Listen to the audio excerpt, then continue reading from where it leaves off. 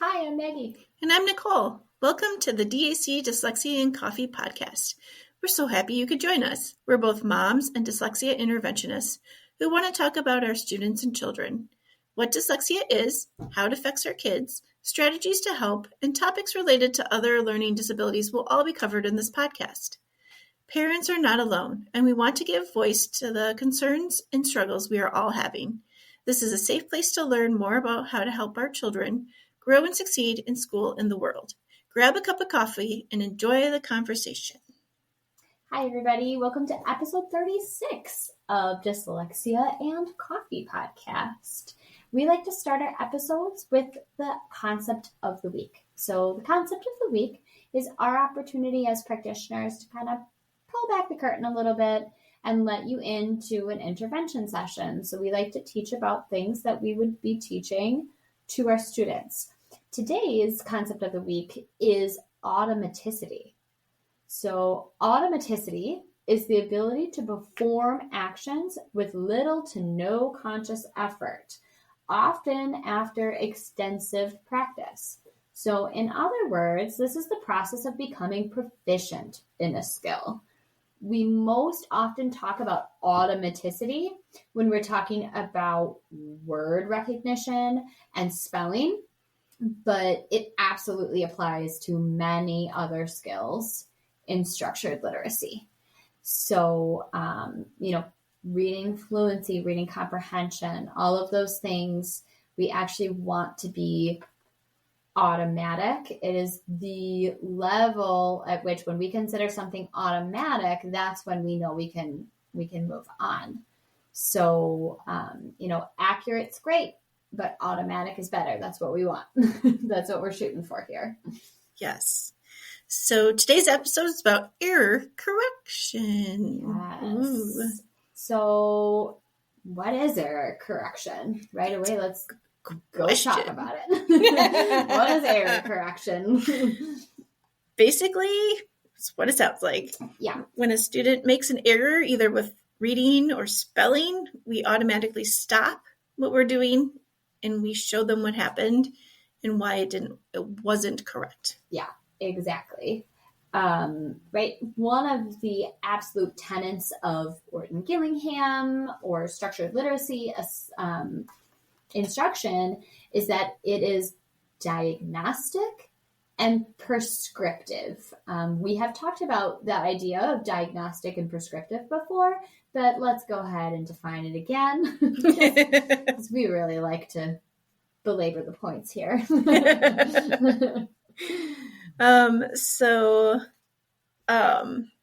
Instruction is diagnostic. It means we monitor the student's verbal, nonverbal, written responses to identify and analyze errors and progress. A skilled practitioner is taking a lot of notes during their OG lessons. Yeah, that's right. They're keeping track of every error that kid made. Correct. And then instruction is also prescriptive. So all lesson contains review of previously learned material, and it addresses student errors from previous lessons. So a skilled practitioner includes practice items that a student made an error on in previous lessons, but it also includes items that are similar to that error. So if a student made an error on a certain vowel team, like let's say OA, okay, they missed the word boat. I would include the word boat the next time. I would also include a word like coat or goat or float. I'm going to make sure we're giving them lots and lots of practice with the piece of that word that was an error. And we don't move on to another new concept until the student reaches mastery, which in OG is 90% with each concept. That's right. And not just that it's correct, it's automatic. So we're Correct. 90% no errors and, 90% errors, right? 10% errors, 90% not errors. They're 90% accurate, but also automatic. Right. So like they wouldn't be saying a word and still going cat, yes, cat, and then blending it that way, they would see it and be like, cat. Yes, that is what we would consider automatic and have mastered. This is both for reading and for spelling. Correct. So if they don't have it for spelling yet, we're not moving on. Correct. And there's a certain degree of knowing your students here too, right? For example, if you have a really young student and you're teaching BD, you have to understand that BD reversals are developmentally normal at that age. Yes. And actually until the end of first grade. So these will, persist well past the end of first grade for struggling readers, but a skilled practitioner will make the determination when to move on. But they continue to incorporate this practice with those students on this concept. Yeah, exactly. So there is a lot of teacher knowledge. That's why training is so important. Mm-hmm. That's why it takes a long time to get certified in Orton Gillingham or any kind of structured literacy. Yeah. Many of us go through that certification more than once. Because we just love it so much. Yes. We do love it so much, but it is a lot of training. But that's one of the reasons that it is such intensive training. It's so dependent on teacher knowledge. You really have to understand that, okay, yeah, it's not at that 90%, but this particular skill, it's going to take a minute, and we have to leave room for that a bit with our kids. Right, because if it's developmentally not there yet, we can't expect that child to have it. That's right. Now, do we still correct it? Yes. Absolutely every time. Correct. Yeah, absolutely every time we are still correcting it.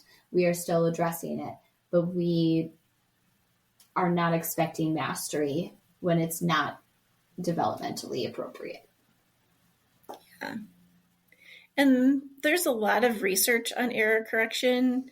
So there's some scientific studies of reading. An example is Learning to Read Words, Theory, Findings, and Issues, which is an article. And this study discussed how explicit corrective feedback helps dyslexic readers develop accurate word recognition and supporting structured literacy approaches like Orton Gillingham. Yes. There's quite a lot of this research. It is the importance fundamentally of not really letting an error go. Right. Making sure that we are addressing that error, even if it doesn't affect the meaning of a passage. Correct. Yeah. It really highlights a lot of this research that, students with dyslexia really benefit from that immediate corrective feedback, because it really helps reinforce that accuracy. Yeah. And it builds those neural pathways for reading. So that's really important for our students. Yeah. Some additional research coming out of the special education world, right, underscores the importance of correcting errors systematically to prevent the reinforcement of incorrect phonological associations. So if you are not addressing an error really the same way every time a kid is making an error, you are really giving them more opportunities at that incorrect production. If it is a reading error or an incorrect encoding, if it's a spelling error, that can be really quite difficult. And they can persist even in speech. We have a lot of kids who chronically mispronounce a couple of words. And in my Wayback Machine, my undergraduate is in communication sciences and disorders. And one of the things that we would work with parents in clinic, like, yes, I think your child is adorable, and that really, really cute way that they're saying that word is in fact adorable. I will not hold you anything against that. But if we don't correct it, that child will continue to say this word wrong, and we actually do need to address this sound because it is going to become not adorable when they're older and they still are struggling to say these words correctly. Yeah. Also, prescriptive teaching ensures that errors from the previous lessons are addressed, like we said before, in the next lesson, and using a specific diagnostic element of the error. And sometimes it's not always the exact same word, but it's the same rule or the same sound, depending on what that error was in. Yes. And we also correct it right away in the same lesson right there. You look at the error, you find the element that's being part of that error, and then you definitely follow up with more instruction. You reinforce and practice the error in the correct way, and then have them keep practicing it over and over again and in a multi-sensory way. Yeah, absolutely. Right. That is that prescription piece. And then there's really kind of a hierarchy in the way that we address errors. Ideally, we want our students to self-correct, right? Correct. That's like the gold standard. I mean, if our student is not automatic and they are not all the way there yet, right? The ultimate goal of this kind of instruction is automaticity. But if we can't get there, we want self-correction. Mm-hmm. So what scaffolds do we have to put in place to get the student to a place where they have the tools to self-correct? Right. So one of the steps for error correction, just like everything else in structured literacy, there is a hierarchy here, and there is a really kind of specific set of do's and don'ts. Mm-hmm. We want to start with giving the student a minute and to see if they're going to correct it on their own. Correct. Often our students will kind of take a little pause, and maybe they're not immediate with the self-correction, but you can see they're working it out. Mm-hmm. If they don't come up with a self-correction on their own, then I would direct them to segment out the word that they're trying to work on, if this is a reading exercise. Correct. Sometimes we also give a cue, right? Like, yes, we give them maybe the word that goes along with the sound, and then they're like, oh, boop, oops, now I remember what I'm supposed to do here. I always want to start with something like a nonverbal cue and then move to a verbal cue. Correct. If we can get it with a little quick hand signal, that's great. If they need that oral supported cue, okay, that's great.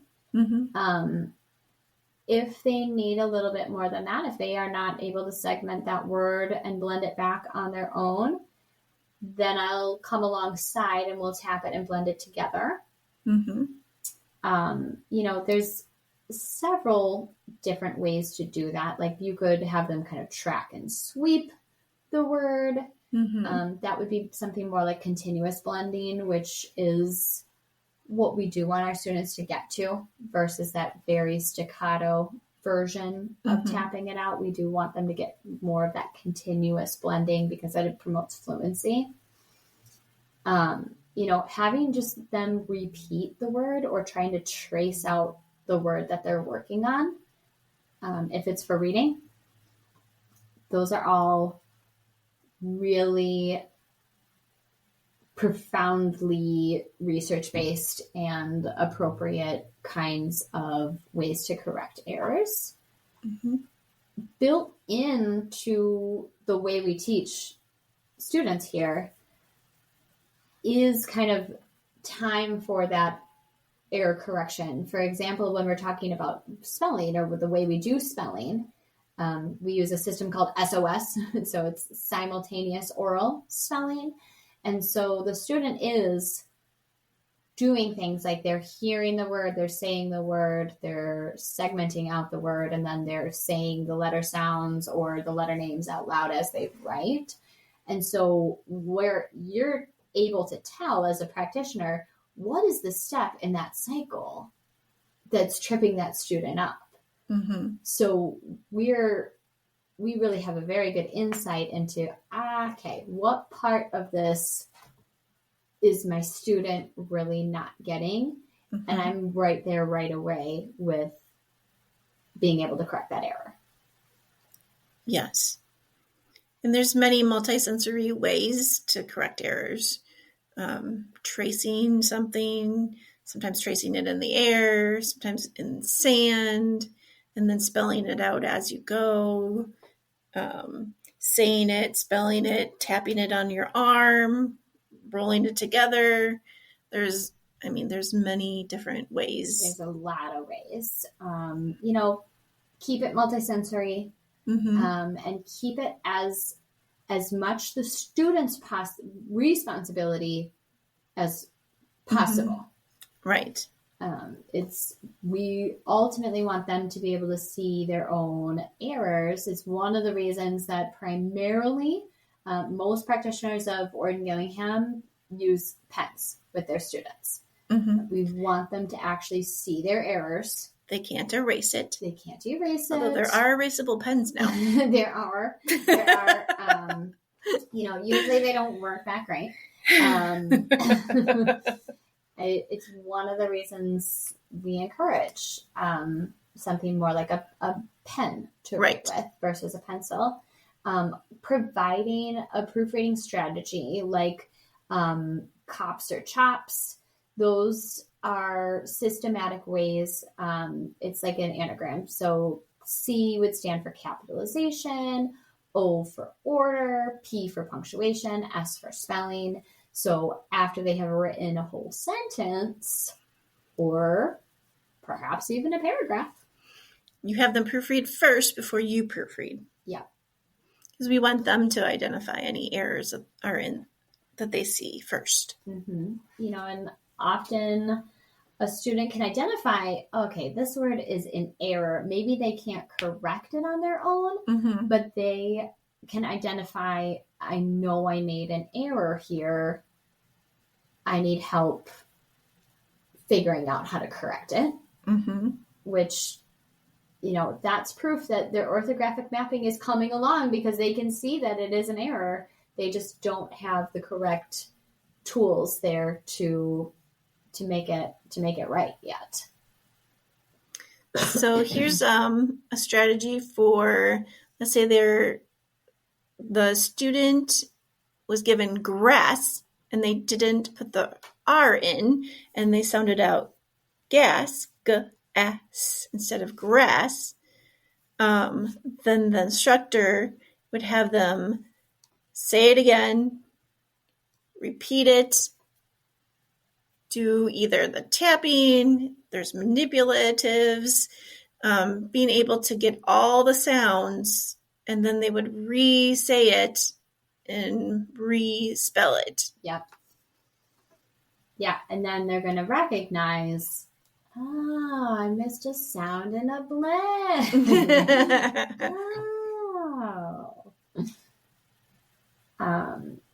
That the feedback is immediate. And then when a student kind of pulls down that incorrect sound in a word, we're saying it again, they're hearing it again. There's that multisensory piece. They can use a manipulative if they need one. That's another kind of scaffold that we can use when it's necessary. We ultimately want to move away from the student needing that. Correct. But sometimes at the beginning, and sometimes even in a later stage, they are a good tool to have on hand. That if it's a more complex word, one of the reasons we spend so much time on things like blends and short vowels is because later when we're connecting several syllables in a word, chronically tricky is something like a CT blend, that kt sound gets so lost when now our word is connected, right? They can get connect, but like connected, that C, that k kind of gets lost in there. And our students have a lot of trouble processing that that's actually still part of that word. And a manipulative can be a really good way to bring that back for them. It could be a really, really good way to bring that back. And then we fade it back out. But, I am certainly not afraid to bring back in scaffolds that have helped a student in the past. We explicitly teach spelling generalizations and rules, and we use a lot of visual reinforcements for that. We have lots of posters on the walls. We have lots of things that are handouts that you can see. Practice handouts where, you're dropping the E, the Y to the I rule. All those different things need to be practiced quite a few times for them to have it automatic. Yeah, and not just at the word level either, like bringing in some phrases. Right. When you're practicing those skills, because often it's that dictated sentence at the usually end of our lessons that really, okay, there it is, where now that student has to apply that. And we can bring back those visuals. I have a lot of students who sometimes when they're working, they will close their eyes and they'll almost like touch their temple. And I can tell that they're trying to visualize one of my posters, and they'll even say, oh, I'm trying to picture the poster in my head. And that's exactly it, right? Like, yes, that's exactly what I want you to do. That's why that consistency with error correction is so darn important, because if you're using that same or similar tool every single time, that student has the ability to pull it up in their brain then. Yeah. And a lot of times too, after we do a new rule, especially for spelling or writing, we have them teach it back. Yes. Because that really reinforces that rule, and it helps them be able to explain it in their own words, which can help them process everything too. Yeah. And when your student is ready for this, I get a lot of questions actually from practitioners about what do you do with a kid who's like 75% accurate, right? We are not at the 90 yet, but we are more than 50 and we've been on something for a while. That is when we can use something like a non-example to help that student, because they do have a decent working schema for the idea. These work pretty well with something like a spelling generalization, like a drop the E kind of rule, where you're going to give the student some correct examples and some incorrect examples. And you're asking them to identify which is correct, which is the correct spelling of this word. That has to be done really carefully. I don't advocate for too many non-examples, because then a student who is not 75% accurate or better, I would not advocate for something like that, because now that student doesn't have a good working schema and you're really just confusing them more. But someone who does have a good working understanding of this rule, being able to correct somebody else's work is a very good bridge to self-correction. Yeah. I mean, we are working towards the most independent students possible. Kind of related to error correction, I was reading an article this week that really I was heated afterwards. I won't name names, but Education Week, you should know better. I was upset. It was an op-ed that it was talking about balanced literacy, right? So kind of the Lucy Culkins of the world. And the argument in the article was that she did a better job at creating independent readers and writers than structured literacy does. And Nicole's face was about like mine. I was quite heated after reading this article, and I try to read these things with a lens of like, okay, could some of this be right criticism? There are some criticisms of structured literacy that I have talked about before, but really that bugs me a lot, because our whole point of why we are so structured is so that the student can take these rules and run with them eventually.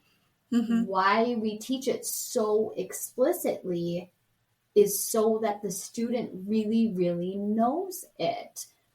So I feel the exact opposite that, in the Wild West of balanced literacy, these kids, yeah, sure, fine. They're reading off in these corners, but you have no idea what is going on in their orthographic mapping or their phonological processing or any of that.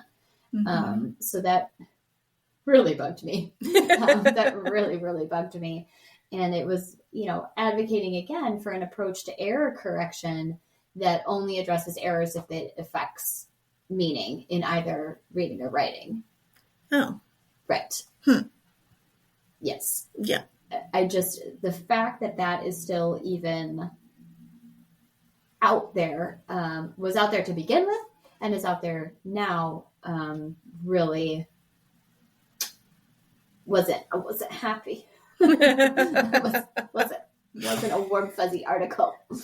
Doesn't sound like it. And really reinforcing everything that we teach is what we do in every part of the lesson. We put it into the visual drill. We put it into the spelling. We put it into if we're writing a sentence, we'll add whatever new rule we just taught them. Yeah. To have them practice it over and over in different ways. Yeah. And one of the things I spend some time with parents on, especially when they ask, is, okay, how do we correct an error when they're trucking along, they're reading something, and it's, okay, step one, you take a little pause, see if they're, you might just point to it, right? Sometimes a student's going to blow past something and not know that it's an error. True. That happens often. Mm-hmm. But most of the time when they're a few lessons in, they have gotten the idea that we don't just blow past errors, and they are starting to hear their own errors much better. So if they don't stop, then I stop them. Mm-hmm. I try first a nonverbal cue, and then add a verbal cue if necessary. Then we'll bring in something like tapping or a manipulative or something else. If they know syllable division, I usually, yes, if it's a longer word, we'll divide it up. There's always, I almost never just give the student a word if it is fair game for them. Right. Like we've already taught that concept. Yes. That's fair. Yes. If we've never taught it before and it's a very strange rule, because we know that some things are not really concrete in English, then I would give them the word. Yeah, exactly. But it's the last resort. We want our students as independent as possible. Mm-hmm. That's what I've always been about. And that's probably why that article really got way under my skin. Like, excuse me. No, thank you. All right. Maggie, what is happening beyond dyslexia? Yeah, good question. Lots of things. We wanted to take the time, everybody, to let you all know that we do have a support group here at Dyslexia Achievement Center. Our support group meets online the second Tuesday of every month at 7 p.m. Central Time. The link is right on our Facebook page. So if you are ever man, I haven't caught up with Maggie and Nicole in a while, and I really want to talk to them, or other parents too. That's a great way to connect with us and to get to know other people who are really in the same boat. So we'd love for anybody to join us on the second Tuesday of every month, 7 p.m. Central Time. Yeah, and it's open to anybody. So yeah, you don't have to be a parent of a student at DAC. You can be anywhere. For me, it's so nice outside in Wisconsin right now, and it's really best time of year. I love spring, except for the road construction, especially right here. Yes. I'm not sure who makes window right now, you guys. All orange barrels. What makes it really unique is I don't know who develops the detours, but they do not make sense. No. They make you go 45 minutes away from the place that you're trying to go and then back, and that doesn't even make sense to me. It does not. It's very bad. But it makes me think of our students, right? Because thinking about being able to read those signs, to follow those directions, not always easy. And that's why we feel that this is a life skill versus not just an academic skill when we teach somebody to read. So. Yeah, absolutely. Thank you, everybody, for listening. Please follow us on social media and reach out if you have any questions or would like us to discuss a topic. If you do like our show, please be sure to rate and follow us on your favorite podcast players. This is how we reach more listeners and we get to help more families. Thank you, everybody. Thank you.